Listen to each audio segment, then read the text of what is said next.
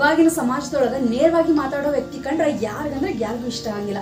ಕಾರಣ ಇಷ್ಟ, ಎಲ್ಲಿ ನಾವು ಹುಳ್ಕೊಂಡು ಬಿಚ್ಚಿಡ್ತಾರೋ ಅಥವಾ ಎಲ್ಲಿ ಸೀದಾ ಮಾತಾಡಿ ನಾನು ಅವಮಾನ ಮಾಡ್ತಾರೋ ಅಂತ ಹೇಳಿ ಭಾಳ ಮಂದಿ ಈ ಸ್ಟ್ರೇಟ್ ಫಾರ್ವರ್ಡ್ ಇರ್ತಾರಲ್ಲ ಅಂಥ ವ್ಯಕ್ತಿಗಳನ್ನ ದೂರ ಇಡೋದು ಸಾಮಾನ್ಯ. ಸೊ ನಾ ಯಾಕೆ ಈ ಒಂದು ಸ್ಟ್ರೇಟ್ ಫಾರ್ವರ್ಡ್ ವ್ಯಕ್ತಿ ಅಂತ ಹೇಳಕತ್ತೀನಿ ಅಂತಂದ್ರೆ ಒಂದು ರೀಸನ್ ಐತೆ. ಏನಪ್ಪಾ ಅಂತಂದ್ರೆ ಈಗ ನಮ್ಮ ದರ್ಶನ್ ಬಾಸ್ ಅವರು ಸರ್ ಅವರು ಒಂದು ಲೈಫ್ ಒಳಗೆ ಯಾವಾಗಲೂ ಕೂಡ ಅವರು ನೇರವಾಗಿ ಮಾತಾಡ್ತಿದ್ರು. ಸೊ ನೇರವಾಗಿ ಎಲ್ಲರಿಗೂ ಕೂಡ ಕೆಟ್ಟವರಾಗಿದ್ದಾರೆ. ಎಸ್ಪೆಷಲಿ ಈ ಒಂದು ನ್ಯೂಸ್ಗೆ ಆಗಿರ್ಬೋದು, ನ್ಯೂಸ್ ಚಾನಲ್ಸ್ಗೆ ಆಗಿರ್ಬೋದು, ಇಂಥ ವ್ಯಕ್ತಿಗಳನ್ನ ಭಾಳ ಉರಿತೈತಿ. ಯಾಕೆ ಹೇಳಿದ್ರೆ ಇವ್ರಿಗೆ ಸೀದಾ ಮಾತಾಡ್ತಾರಲ್ಲ, ಇವ್ರಿಗೆ ಯಾವುದೇ ರೀತಿ ಒಂದು ಹುಳುಕ್ ಅನ್ನೋದು ಇರಂಗಿಲ್ಲ.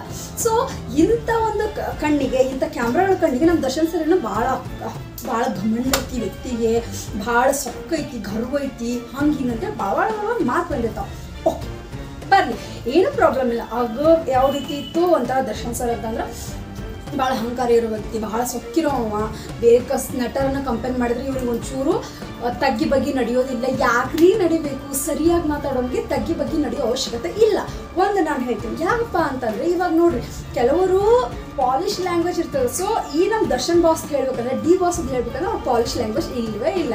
ಅವ್ರು ಏನೇ ಇದ್ರು ಸೀದಾ ಹೊಡೆದು ಮನಸ್ಸಿಗೆ ಟಚ್, ಅಲ್ಲೇ ಒಂದು ನಿಮಿಷಕ್ಕೆ ಸತ್ತು ಹೋಗ್ಬಿಡ್ಬೇಕು, ಆ ರೀತಿ ಮಾತಾಡ್ತಾರವ.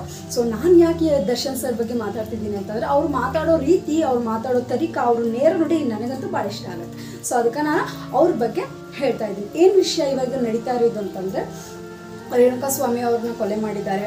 ಆಮೇಲೆ ಪವಿತ್ರ ಗೌಡ ಅವರು ಕೂಡ ಅದರಲ್ಲಿ ಶಾಮೀಲಾಗಿದ್ದಾರೆ ಅಂತ ಹೇಳಿ ಸಾವಿರ ಸುದ್ದಿಗಳು ಬರ್ತಾ ಇದೆ. ನಿಜ ಅದು ಸತ್ಯ. ಹಾಗಂತ ಹೇಳ್ಬಿಟ್ಟು ಇವರು ತಪ್ಪು ಮಾಡಿದ್ದರೂ ಕೂಡ ನಾವು ಅವ್ರನ್ನ ಭಾಳ ಸಪೋರ್ಟ್ ಮಾಡ್ತೇನೆ ಅಂತ ಏನಿಲ್ಲ. ತಪ್ಪೇ ಸರಿ. ನಾನು ಕೂಡ ಡಿ ಬಾಸ್ ಫ್ಯಾನ್ ಇದ್ದೀನಿ. ಅವರು ತಪ್ಪು ಮಾಡಿದ್ರೆ ಆಬ್ವಿಯಸ್ಲಿ ಅವ್ರಿಗೆ ಶಿಕ್ಷೆ ಆಗಿದೆ.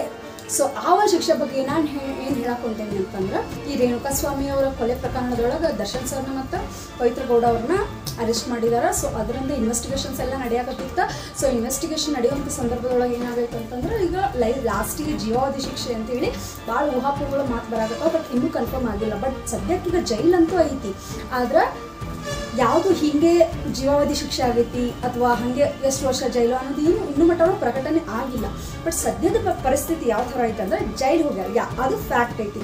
ಇವಾಗ ಜೈಲಿಗೆ ಹೋಗಿದ್ದು ಉಂಟು. ಆಮೇಲೆ ಆ ಜೈಲಲ್ಲಿರೋ ಆ ವ್ಯಕ್ತಿನ ಅಂದರೆ ದರ್ಶನ್ ಸರ್ನ ಅವ್ರ ಪತ್ನಿ ಕೂಡ ನೋಡೋಕ್ಕೆ ಬರ್ತಾ ಇದ್ದಾರೆ. ಸೊ ಈ ಒಂದು ವಿಷಯದಿಂದ ತಿಳಿಯೋದಿಷ್ಟೇ, ನಾವು ಏನೇ ಮಾಡೋದಾದರೂ, ಏನೇ ಒಂದು ವಿಚಾರಗಳನ್ನು ಮಾಡೋದಾದರೂ ಅಥವಾ ಏನೇ ಒಂದು ಕೆಲಸ ಮಾಡೋದಾದ್ರೂ ಕೂಡ ನಾವು ಬಹಳ ವಿಚಾರ ಮಾಡಬೇಕಾಗತ್ತೆ. ಇವಾಗ ನೋಡ್ರಿ, ದರ್ಶನ್ ಸರ್ ತೊಗೊಂಡ್ರೆ ಒಂದು ತಪ್ಪು ನಿರ್ಧಾರ ಅಥವಾ ಅದು ಅವರೇ ಮಾಡಿದ್ದೋ ಇಲ್ಲೋ ಅನ್ನೋದು ಇನ್ನೂ ಮಟ್ಟನೂ ಕನ್ಫರ್ಮೆನ್ಸಿ ಇಲ್ಲ. ಭಾಳ ತನಿಖೆಗಳಾಗಿದ್ದಾವೆ. ಯಾಕಂದ್ರೆ ಅಪೋಸಿಟ್ ಆಲ್ಮೋಸ್ಟ್ ಎಲ್ಲ ಕಡೆ ನೋಡ್ರಿ, ದರ್ಶನ್ ಸರ್ ಅಂತಂದ್ರೆ ಘಮಂಡ ಮನುಷ್ಯ ಅದನ್ನು ಭಾಳ ಈಗೋಯಿಸ್ಟಿಕ್ ಅದಾನ ಅಂತ ಹೇಳ್ತಾರೆ. ಬಟ್ ಆ್ಯಕ್ಚುಲಿ ಅಲ್ಲ, ಅವ್ರಿಗೂ ಕೂಡ ಒಂದು ಕ್ಯಾರೆಕ್ಟರ್ ಇರ್ತೇವೆ. ನೋಡ್ರಿ, ನಾವು ಈ ರೀತಿ ಮಾಡ್ತೀವಿ. ಇವಾಗ ನಮ್ಮ ಭಾಷೆ ತಗೊಂಡು ನಾವು ಉತ್ತರ ಕರ್ನಾಟಕದವ್ರು ಇರ್ತೇವೆ ನಾವು. ಸೊ ನಮ್ಮ ಭಾಷೆ ಒಳಗೆ ವರ್ಟಾಗಿ ಮಾತಾಡ್ತಾರೆ, ಬಿರ್ಸಾಗೆ ಮಾತಾಡ್ತಾರೆ. ಹಾಗಂತ ಹೇಳಿ ನಾವು ಕೆಟ್ಟವ್ರ?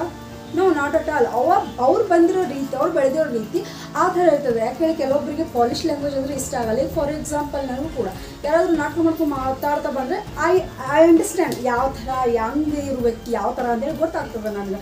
ಸೊ ಅದೇ ರೀತಿನ ಪಾಲಿಶ್ ಲ್ಯಾಂಗ್ವೇಜ್ ಮಾತಾಡೋರು is not a good person. And obviously ಸೀದಾ ಮಾತಾಡ್ತಾರಲ್ಲ, ನೇರವಾಗಿ ನುಡಿತಾರಲ್ಲ, ಅಂತಹ ವ್ಯಕ್ತಿಗಳು ಕೆಟ್ಟವರು ಅಂತ ಅಲ್ಲ. ಸೊ ಇಲ್ಲಿ ಎಲ್ಲ ಕಡೆನೂ ಹೇಳಬೇಕಂದ್ರೆ ಡಿ ಬಾಸ್ ಅವರು ತುಂಬ ಒಳ್ಟಾಗಿ ಮಾತಾಡ್ತಾರೆ. ಭಾಳ ಕೆಟ್ಟ ವ್ಯಕ್ತಿ, ಇಂಥವ್ರನ್ನ ಮೊದಲು ಮಾಡಿದ್ದೆ ಸರಿ ಐತಿ, ಒಳ್ಳೆ ಕೆಲಸ ಮಾಡಿದಾರೆ ಪೊಲೀಸರು, ಹಂಗೆ ಹಿಂಗೆ ಅಂತ ಹೇಳ್ತಾರೆ. ಆ್ಯಕ್ಚುಲಿ ಯಾರದೇ ವ್ಯಕ್ತಿತ್ವ ನೋಡಿದೆ, ಯಾರ ಬಗ್ಗೆನೂ ತಿಳ್ಕೊಳ್ಳದೆ ಏನೋ ನಾವು ಮಾತಾಡೋಕ್ಕೆ ಹೋಗಬಾರ್ದು. ಫಸ್ಟ್ ಆಫ್ ಆಲ್ ಏನೇ ಆಗಲಿ, ಯಾವ ವಿಷಯದನ್ನೇ ಆಗಲಿ ಪೂರ್ತಿ ಸಮಗ್ರವಾಗಿ ತಿಳ್ಕೊಂಡೆ ನಾವು ಎಲ್ಲ ವಿಷಯದ ಬಗ್ಗೆ ಮಾತಾಡಬೇಕಾಗುತ್ತೆ.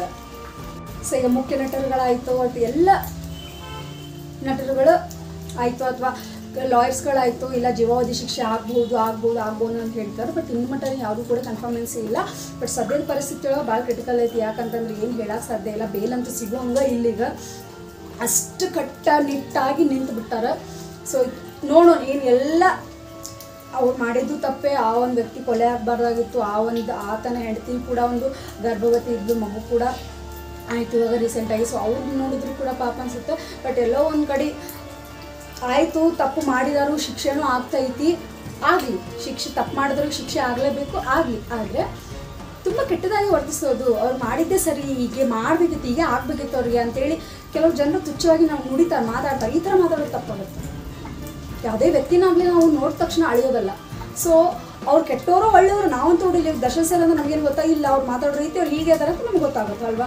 ಸೊ ಅದೇ ಥರನೇ ಒಬ್ಬರು ವ್ಯಕ್ತಿ ಹಿಂಗೆ ಅಂತ ನೋಡೋಕ್ಕೆ ಎರಡು ಮಾತುಗಳು ಸಾಕಾಗಂಗಿಲ್ಲ.